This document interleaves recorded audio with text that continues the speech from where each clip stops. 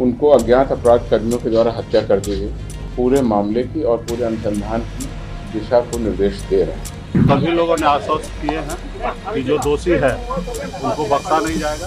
CM साहब से बातचीत हुई है और सर ने कहे कि हम सारा चीज़ को देख रहे हैं अपने स्तर से।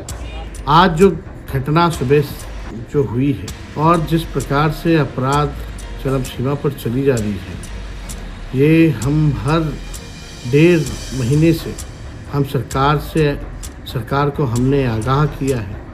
सीएम साहब तक कोई बात अब नहीं जा पा रही। बिहार के दरभंगा में विकासशील इंसान पार्टी यानी वीआईपी के चीफ मुकेश सहनी के पिता जीतन सहनी की हत्या के मामले में बड़ा खुलासा हुआ है। वहीं पुलिस का दावा यह भी है कि इस वारदात को लेन देन के विवाद में 4 लोगों ने अंजाम दिया है। साथ सीसीटीवी फुटेज के आधार पर पुलिस ने चारों आरोपियों की पहचान कर उन्हें गिरफ्तार कर लिया है। आरोपियों ने पुलिस की पूछताछ में वारदात कबूल करते हुए इसकी वजह भी बताई है। अब पुलिस भी मामले की सभी कड़ियों को जोड़ने की कोशिश में जुटी हुई है। आरोपियों से पूछताछ के बाद पुलिस ने प्रेस कॉन्फ्रेंस किया। इसमें बताया कि गांव के ही 2 लोगों ने जीतन सहनी के पास अपनी बाइक गिरवी रखकर कुछ रुपए उधार लिए थे। सोमवार की देर रात करीब 10:30 बजे ये दोनों लोग अपने 2 अन्य साथियों के साथ गिरवी रखी बाइक को छुड़वाने आए थे। यहाँ इन लोगों का जीतन सहनी के साथ ब्याज की रकम को लेकर विवाद हो गया। इसी दौरान आरोपियों ने ताबड़तोड़ वार करते हुए जीतन सहनी की हत्या कर दी। अब इस मामले पर एडीजी बिहार पुलिस ने क्या कहा है, आइए देखते हैं।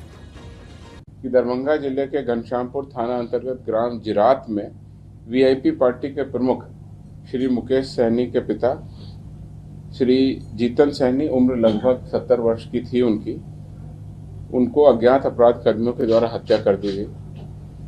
संभवतः घटना को रात्रि में अंजाम दिया गया था। सूचना अनुसार मृतक जीतन सहनी घर में अकेले रहते थे। घटना की सूचना पर तत्काल थानाध्यक्ष घनश्यामपुर, साथ ही साथ थानाध्यक्ष बिरौल, अनुमंडल पुलिस पदाधिकारी और पुलिस अधीक्षक ग्रामीण द्वारा पहुंचकर मामले की छानबीन की गई। पुलिस मुख्यालय के द्वारा भी इस पूरी घटना का संज्ञान लिया गया और तत्काल वरीय पुलिस अधीक्षक दरभंगा और पुलिस उप महानिरीक्षक दरभंगा को घटनास्थल पर पहुंचकर मामले की सघन जांच करने का निर्देश दिया गया। उस निर्देश के आलोक में दोनों पदाधिकारी घटनास्थल पर पहुंचकर पूरे मामले की और पूरे अनुसंधान की दिशा को निर्देश दे रहे हैं। एफएसएल की टीम को भी तत्काल रवाना किया गया। एफएसएल की टीम भी घटनास्थल पर पहुंचकर वैज्ञानिक जांच हेतु कार्रवाई कर रही है। घर के अंदर एवं बाहर पाए गए सभी सबूतों एवं साक्ष्यों की वैज्ञानिक जांच बहुत ही बारीकी से की जा रही है। वीआईपी चीफ मुकेश सहनी के पिता जीतन सहनी दरभंगा में सुपौल स्थित अपने घर में अकेले ही रहते थे। 70 वर्षीय जीतन सहनी की देखरेख और खाना बनाने के लिए उनके साथ 2 नौकर भी रहते थे। हालांकि खाना बनाकर खिलाने के बाद रात में ये दोनों नौकर अपने घर चले जाते थे। उनके जाने के बाद जीतन सहनी भी गेट में ताला लगाकर अपने कमरे में आकर सो जाते थे। वारदात के दिन भी यही घटनाक्रम हुआ। चूंकि आरोपियों को जीतन सहनी का रूटीन मालूम था, इसीलिए वो वारदात को अंजाम देने के इरादे से ही दोनों नौकरों के जाने के बाद जीतन सहनी के घर घुसे थे।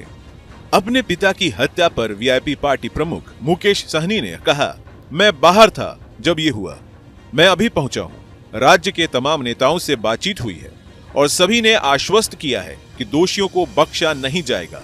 और उन्होंने क्या कुछ कहा, देखें इस वीडियो में। माननीय मुख्यमंत्री नीतीश कुमार जी से भी बातचीत हुई है, गृह मंत्री श्री अमित शाह जी से भी बातचीत हुई है और आदरणीय लालू प्रसाद यादव जी से भी बातचीत हुई। सभी लोगों ने आश्वस्त किए हैं कि जो दोषी है उनको बख्शा नहीं जाएगा। तो सीएम साहब से बातचीत हुई है और सर ने कहे कि हम सारा चीज़ को देख रहे हैं अपने स्तर से। दुखद घटना है। मैं भी गाँव में नहीं था, बाहर था। मैं भी जस्ट पहुँचा हूँ और मुझे मीडिया के माध्यम से गांव से जानकारी प्राप्त हुआ है कि हत्या कर दी गई है। माननीय मुख्यमंत्री नीतीश कुमार जी से भी बातचीत हुई है, गृह मंत्री श्री अमित शाह जी से भी बातचीत हुई है और आदरणीय लालू प्रसाद यादव जी से भी बातचीत हुई। तमाम हमारे जितने भी शुभचिंतक हैं, राज्य के लीडर और देश के नेता, सभी लोगों से बातचीत हुई है और सभी लोगों ने आश्वस्त किए हैं कि जो दोषी है उनको बख्शा नहीं जाएगा। मेरा तो राज्य सरकार माननीय मुख्यमंत्री जी से आग्रह है कि इस पे खुद ही संज्ञान लेते हुए जो दोषी है उसको सजा दी जाए। इस मामले में अब नेताओं की प्रतिक्रिया सामने आ रही है। तेजस्वी यादव भी इस मामले को लेकर सरकार पर खूब भड़के हुए हैं। उन्होंने अपने एक्स अकाउंट पर एक वीडियो शेयर किया है। उन्होंने क्या कुछ कहा, देखिए इस वीडियो में। और जिस प्रकार से लगातार बिहार में अपराध बढ़ता जा रहा है, सरकार का इकबाल खत्म हो गया है, माननीय मुख्यमंत्री जी का इकबाल खत्म हो गया, और दो डिप्टी चीफ मिनिस्टर हैं, डबल इंजन की सरकार है, और लगातार बिहार में हत्याएं हो रही हैं, बलात्कार हो रहा है, अपहरण हो रहा है, लूट हो रहा है, बैंकों की डकैती हो रही है, और सरकार जो है हाथ पे हाथ धरी बैठी हुई है। सभी लोगों के, मुख्यमंत्री उप मुख्यमंत्रियों के मुंह में दही जमा हुआ है। आज जो घटना सुबह जो हुई है, हमारे बड़े भाई मुकेश सहनी जी जो वीआईपी पार्टी के संरक्षक हैं, उनके पिता की निर्मम हत्या कर दी गई है।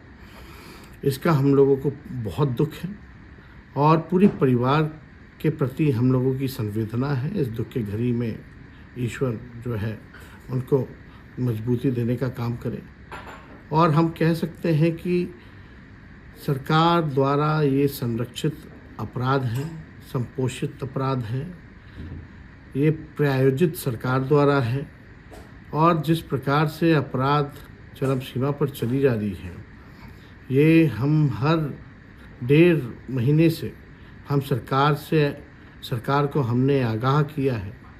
हमेशा प्रेस रिलीज जारी करके घटनाओं का जिक्र किया है। आज भी हमने 40 घटनाओं जो हत्या हुई है उसका जिक्र किया है। वहीं पूर्णिया से निर्दलीय सांसद पप्पू यादव ने भी जीतन सहनी की हत्या पर शोक व्यक्त किया है। उन्होंने एक्स हैंडल पर लिखा, पूर्व मंत्री मुकेश सहनी जी के पिता जीतन सहनी जी की दरभंगा में निर्मम हत्या बीजेपी के रावण राज्य का पुख्ता प्रमाण है। गंगवार साहब से मिलेंगे,